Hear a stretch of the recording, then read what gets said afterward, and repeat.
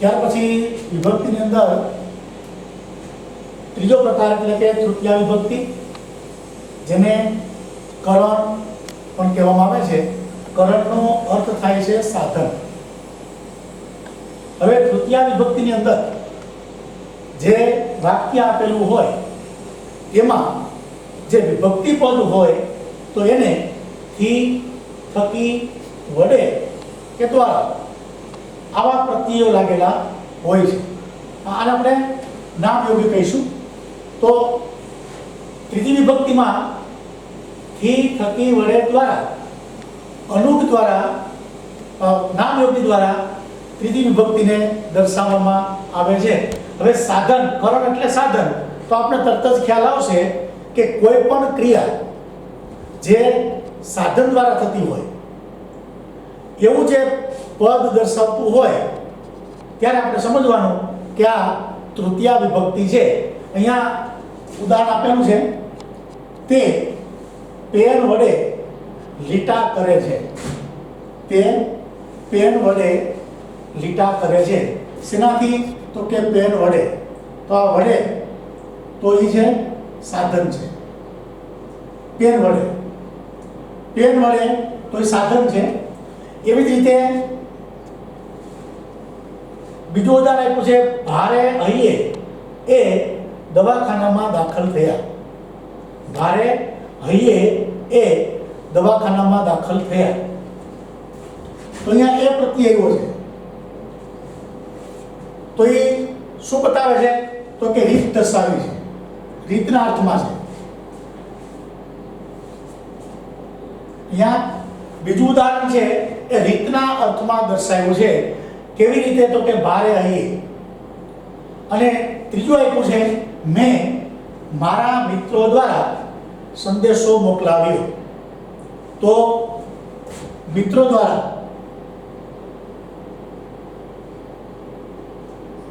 એ પણ સાધનના અર્થમાં છે.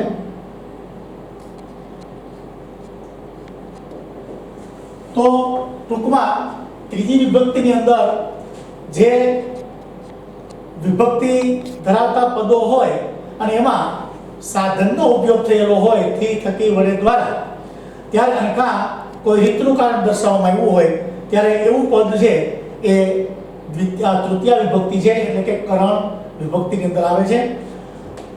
પછી ચોથો પ્રકાર છે ચતુર્થી વિભક્તિ, જેને સંપ્રદાન વિભક્તિ કહેવામાં આવે છે. સંપ્રદાન એટલે આપવું. સંપ્રદાનનો અર્થ છે આપવું. તો એમાં એની વ્યાખ્યા જોઈએ તો વ્યાખ્યા એવી છે કે જેમાં કર્તા પોતાની ક્રિયા દ્વારા કશુંક આપીને કશુંક પ્રાપ્ત કરવાની ઈચ્છા ધરાવતો હોય છે. પોતે સામી વ્યક્તિ એટલે કરતા છે એ બીજી વ્યક્તિને કંઈક આપે છે, પણ આપવા પાછળ પોતાને પણ કંઈક પ્રાપ્ત થાય એવો એનો ધ્યેય હોય છે, એવી એની ઈચ્છા હોય છે. તો એમાં માટે, વાસ્તે, કાજે, સારું વગેરે જેવા નામયોગીનો ઉલ્લેખ થતો હોય છે. અહીંયા એક ઉદાહરણ આપણે જોઈએ કે રાજાએ ગરીબોને ઘણું ધન આપ્યું. રાજાએ ગરીબોને ઘણું ધન આપ્યું. તો અહીંયા જો કર્તા છે એ રાજા છે. રાજાએ ગરીબોને ઘણું ધન આપ્યું, પણ પોતે આપ્યું ખરા, પણ પાછું એને શું મળવાની આશા છે? તો આપણે જોઈએ કે ગરીબો પાસેથી એને શું મળે? ગરીબો પાસેથી રાજાને કંઈ મળવાનું નથી, પણ એની ઈચ્છા એવી છે કે હું ગરીબોને ધન આપીશ તો મને એનું પુણ્ય મળશે, મને એનું પુણ્ય પ્રાપ્ત થશે. આવી એની ઈચ્છા છે. એવી જ રીતે બીજું છે તેણે, તો એ સર્વનામનો ઉપયોગ થયો છે. તેણે બ્રાહ્મણને ગાય આપી. પોતે બ્રાહ્મણને ગાય આપે છે, પણ બ્રાહ્મણને ગાય આપવાથી પોતાને પણ કંઈક લાભ થશે, ઈશ્વરની એના ઉપર કંઈક કૃપા થશે, મહેરબાની થશે, એવો એનો આશય રહેલો છે. એટલે જે કોઈ વ્યક્તિ કોઈને આપે છે, કરતા બીજા કોઈને આપે, પણ એની સામે પોતાને પણ કંઈક પ્રાપ્ત થાય એવી એની ઈચ્છા હોય તો એવું જે વાક્ય હોય ત્યારે આપણે સમજવાનું કે સંપ્રદાન વિભક્તિ છે, એટલે કે ચતુર્થી વિભક્તિ છે, અને જેમાં હંમેશા આપવાની વાત હોય છે, એમાં આપવાની વાત હોય છે. અને આપ્યું કે આપી, આ બધું આ પદ છે ને ચતુર્થી વિભક્તિમાં છેલ્લે હોય છે. એટલે ખાસ એક આપણે આ વિભક્તિની અંદર ખૂબ જ સરળતા રહેશે કે કર્તા દ્વારા પોતાની ક્રિયા દ્વારા પોતે કંઈક આપે છે અને સામે પોતાને કંઈક મળશે એવી એમની ઈચ્છા છે, અને આપ્યું, આપી કે આપશે એ શબ્દો છે એ વાક્યમાં છેલ્લે હોય છે. પાંચમો પ્રકાર છે પંચમી વિભક્તિ. પંચમી વિભક્તિ જેને અપાદાન પણ કહેવામાં આવે છે. અપાદાનનો અર્થ થાય છે છૂટા પડવું. અપાદાનનો અર્થ થાય છે છૂટા પડવું. પ્રત્યયો છે થી, થકી, માંથી, પરથી, ઉપરથી વગેરે, આ બધા નામયોગી છે. એવા જે પ્રત્યયો નામયોગી લાગેલા હોય ત્યારે સમજવાનું કે એ પંચમી વિભક્તિના જ પદો છે. એકમાંથી એક જગ્યાએથી છૂટું પડવું. દાખલા તરીકે આપણે કહીએ કે ઊંડા અંધારેથી પ્રભુ પરમ સત્ય તું લઈ જા. ઊંડા અંધારેથી પ્રભુ પરમ સત્ય તું લઈ જા. તો અહીંયા આમ તો એનો અર્થ એવો થાય, ઊંડું અંધારું એટલે અજ્ઞાન, અને પરમ સત્ય તે એટલે જ્ઞાન. આપણે જે અજ્ઞાનતાથી જરાયેલા છીએ એમાં પ્રભુને પ્રાર્થના કરવામાં આવી છે કે તું અમને જ્ઞાન તરફ લઈ જા. ઊંડા અંધારેથી પ્રભુ પરમ સત્ય તું લઈ જા. બીજું એક વાક્ય લખવું આપણે આને લખી શકીએ સમજ પડે એટલા માટે.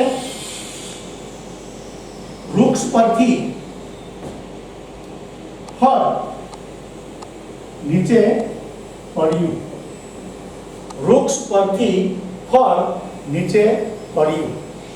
તો અહીંયા શું દર્શાવે છે કે પેલા ફળ છે એ વૃક્ષની સાથે ચોટેલું હતું, એટલે વૃક્ષ સાથે જોડાયેલું હતું, પણ પછી એ નીચે પડ્યું એટલે ફળ છે એ વૃક્ષથી જુદું થયું. એક વસ્તુ છે બીજી વસ્તુથી જુદી પડે ત્યારે આપણે સમજવાનું કે અપાદાન વિભક્તિ એટલે પંચમી વિભક્તિ છે. બીજું કે હું રાજકોટથી અમદાવાદ ગયો. હું રાજકોટથી અમદાવાદ ગયો. તો અહીંયા શું બતાવે છે કે હું રાજકોટથી છૂટો પડ્યો અને અમદાવાદ ગયો. તો એક સ્થળથી જુદું પડવાની વાત આવતી હોય ત્યારે આપણે સમજવાનું કે પંચમી વિભક્તિ છે એટલે કે અપાદાન છે, એમાં હંમેશા છૂટા પડવાની ક્રિયા દર્શાવવામાં આવતી હોય છે. પછી ષષ્ઠી વિભક્તિ છે જેને સંબંધ વિભક્તિ પણ કહેવામાં આવે છે. એની ઓળખ એ છે કે એક નામને અન્ય નામ સાથે જોડે તે સંબંધ વિભક્તિ. એક નામને અન્ય નામ સાથે જોડે તે સંબંધ વિભક્તિ છે. હવે નામપદ ક્રિયાપદને બદલે બીજા નામપદ સાથે જોડે, અને એમાં પ્રત્યયો હોય છે ની, નું, નો, ના, ના. જો આમાં ખાસ ધ્યાન રાખવાનું છે કે ષષ્ઠી વિભક્તિ ખૂબ જ સરળ છે. બીજી કોઈ પણ વિભક્તિની અંદર આવા પ્રત્યયો આવશે નહીં. માત્ર ને પ્રત્યય આવતો હોય પણ આમાં ન પ્રત્યય છે એ ન પ્રત્યયના સ્ત્રીલિંગ પુલ્લિંગ પ્રમાણે પરિવર્તન પ્રત્યયો પામે છે. ની, નું, નો, ના, ના વગેરે પ્રત્યયો લાગેલા હોય ત્યારે સમજવાનું કે ષષ્ઠી વિભક્તિ છે. અને નામપદ હોય એનું જોડાણ નામપદ સાથે જ હોય, ક્રિયાપદ સાથે ન હોય. નામપદનું જોડાણ નામપદ સાથે જ હોય, ક્રિયાપદ સાથે ન હોય ત્યારે આપણે સમજશું કે એ ષષ્ઠી વિભક્તિ છે. ઉદાહરણ લખીએ અહીંયા. પિતાનો પુત્ર. પિતાનો પુત્ર. પિતા નામ છે, પુત્ર પણ નામ છે. અહીંયા પુલિંગ છે એટલે નો પ્રત્યય લાગેલો છે. પછી વૃક્ષનું ફળ, વૃક્ષનું ફળ, તો અહીંયા નપુંસકલિંગ છે એટલે અહીંયા નો પ્રત્યય લાગેલો છે, કારણ કે ન જે છે એના સ્ત્રીલિંગ પુલિંગ કે જેના આપણે નપુંસકલિંગ નામ્યતર જાતિ કહીએ છીએ એ પ્રમાણે એનું પરિવર્તન થાય. મા બાપનો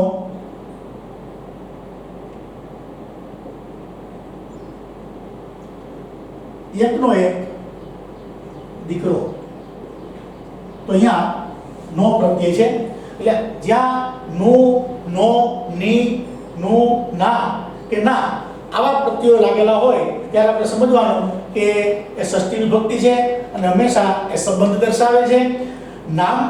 નામપદની સાથે નામપદ જ જોડાયેલું હોય, નામપદ સાથે ક્રિયાપદ જોડાયેલું ન હોય.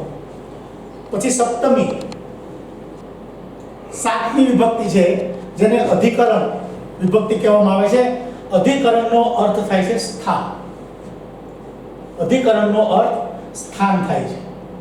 તો આમાં શું હોય તો કે સપ્તમી વિભક્તિની અંદર ક્રિયાનો સમય બતાવવામાં આવ્યો હોય અથવા તો ક્રિયાનું સ્થાન દર્શાવવામાં આવ્યું હોય. આવા જે વિભક્તિ પદો હોય ત્યારે આપણે એને સપ્તમી વિભક્તિ તરીકે ઓળખશું. નામયોગી તરીકે જોઈએ તો અંદર, બહાર, ઉપર, નીચે વગેરે જેવા નામયોગીનો તેમાં ઉલ્લેખ થયો હોય છે. તો આના માટે આપણે ઉદાહરણ જોઈએ કે ભાઈ અધિકરણ વિભક્તિની અંદર કેવા વિભક્તિ પ્રત્યયો હોય, અનુભવ હોય નામયોગી કે જે ક્રિયાનું સ્થાન અથવા તો ક્રિયાનો સમય દર્શાવતું હોય. તો અહીંયા આપણે ઉદાહરણ લખશું.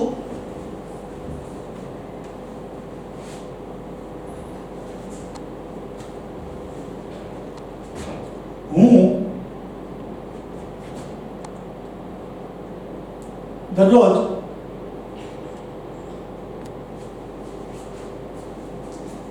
વહેલી સવારે ઉઠું છું. હું દરરોજ વહેલી સવારે ઉઠું છું. તો અહીંયા સમય દર્શાવ્યો ક્યારે તો કે વહેલી સવારે, જેમાં સમયનો બોધ થાય છે. બીજું વાક્ય લખીએ. કેટલાક સાધુઓ ગુફામાં સાધના કરે છે. કેટલાક સાધુઓ ગુફામાં સાધના કરે છે. તો ક્યાં તો કે ગુફામાં. સ્થળ દર્શાવ્યું છે, અહીંયા સમય દર્શાવ્યો છે, અહીંયા સ્થળ દર્શાવ્યું છે. તો જે વાક્ય આપેલું હોય એમાં જે વિભક્તિ પદ છે એ કાં સમય દર્શાવતો હોય અને કાં સ્થાન દર્શાવતું હોય ત્યારે આપણે સમજવાનું કે આ સપ્તમી વિભક્તિનો પદ છે. પછી અષ્ટમી છે, આઠમી વિભક્તિ, જેનો છેલ્લો પ્રકાર છે જેને સંબોધન કહેવામાં આવે છે. સંબોધન વિભક્તિ. હવે સંબોધનમાં તો આપણે ખ્યાલ આવે. આમ જોઈએ તો અષ્ટમી વિભક્તિ છે ને એ કર્તા વિભક્તિની જેમ જ છે, કારણ કે એમાં કોઈ પણ પ્રકારનો પ્રત્યય આવતો નથી. અષ્ટમી વિભક્તિ છે સંબોધન, એમાં કોઈ પ્રત્યય ન હોય, માત્ર કર્તા જેવી જ વિભક્તિ હોય છે. એટલે કે જે વાક્ય આપણને આપ્યું હોય એમાં જેને સંબોધન કરેલું હોય તો સંબોધન પછી કાં તો અલ્પવિરામ હોય અને કાં ઉદ્ગાર ચિહ્નની નિશાની આવેલી હોય.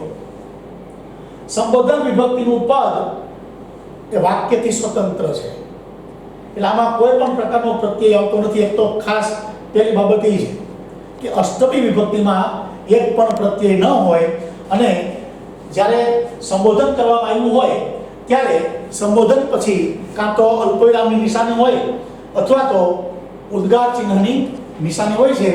એનો આપણે બે ઉદાહરણ જોઈએ. એના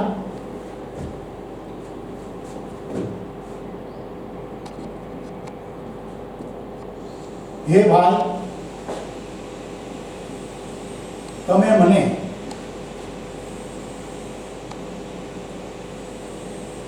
મદદ કરશો ને? હે ભાઈ તમે મને મદદ કરશો ને. જો અહીંયા સંબોધન કરવામાં આવ્યું છે, હે ભાઈ સંબોધન છે, સંબોધન પછી અલ્પવિરામ કરવામાં આવ્યું છે. પણ ઘણી વખત આમાં એવું પણ હોય છે કે અલ્પવિરામ ન હોય અને ઉદ્ગાર ન હોય અને એમાં સંબોધન કરવામાં આવેલું હોય. દાખલા તરીકે કુંજલડીને સંદેશો અમારો, અધૂરો આપણે વાક્ય લખીએ છીએ, કુંજલડીને સંદેશો અમારો જઈને વાલમને કહેજોજી. આવું આપણે 10માની અંદર કાવ્ય આવે છે, લોકગીત છે. જો આમાં ક્યાંય સંબોધન નથી, સોરી ઉદ્ગાર ચિહ્ન કે અલ્પવિરામ નથી, કે કુંજલડીને સંદેશો અમારો ખાલી આટલું આપ્યું છે. આપણને જ્યારે વિભક્તિમાં વાક્ય પૂછવામાં આવે ત્યારે આખું વાક્ય લખવું એ કાંઈ ફરજિયાત હોતું નથી. તો કુંજલડીને સંદેશો અમારો, તો આપણે થોડી વાર એમ થશે કે આમાં તો ક્યાંય અલ્પવિરામ નથી, ઉદ્ગાર નથી, અને આમ જોઈએ તો સંબોધન કર્યું છે કોને? તો કે કુંજલડીને સંબોધન કર્યું છે, નાયિકાએ કુંજલડીને સંબોધન કર્યું છે. તો ઘણીવાર આવું પણ હોય કે એમાં અલ્પવિરામ ન પણ હોય, ઉદ્ગાર ન પણ હોય, અને છતાં પણ એ સંબોધન વિભક્તિ એટલે કે 8મી વિભક્તિનું પદ હોય છે. તો આ રીતે આપણે ધ્યાન રાખશું કે અષ્ટમી વિભક્તિની અંદર એક તો કર્તાની જેમ જ હોય, એટલે કે પ્રથમા વિભક્તિની જેમ. બીજું, એમાં કોઈ પ્રત્યય હોતો નથી અને વાક્ય છે એ સ્વતંત્ર હોય છે, જેમાં સંબોધન હોય અને સંબોધન છે એ વાક્યની શરૂઆતમાં જ હોય, અને સંબોધન પછી અલ્પવિરામની નિશાની હોય અને ઉદ્ગારની નિશાની હોય. અને ક્યારેક એવું બનતું હોય કે આવું વાક્ય પૂછે કે જેમાં કોઈ પણ પ્રકારની નિશાની ન હોય, તો પણ આપણે જોવું કે આમાં ખરેખર સંબોધન છે કુંજલડીને, તો આ અષ્ટમી વિભક્તિનું વાક્ય છે. તો મિત્રો, આ રીતે આપણા વિભક્તિના જે 8 પ્રકારો છે એ આપણે ક્રમશઃ જોયા. આ ઓળખવા માટે આપણે બધી જ વ્યાખ્યાઓ પર લખી, એના પ્રત્યયો, નામયોગી, અનુરૂપ કોને કહેવાય એ દર્શાવ્યું. તો હવે આના ઉપર તમે પણ થોડીક વધારે મહેનત કરશો તો હું એવું માનું છું કે વિભક્તિ આપણા માટે ખૂબ જ સરળ રહેશે.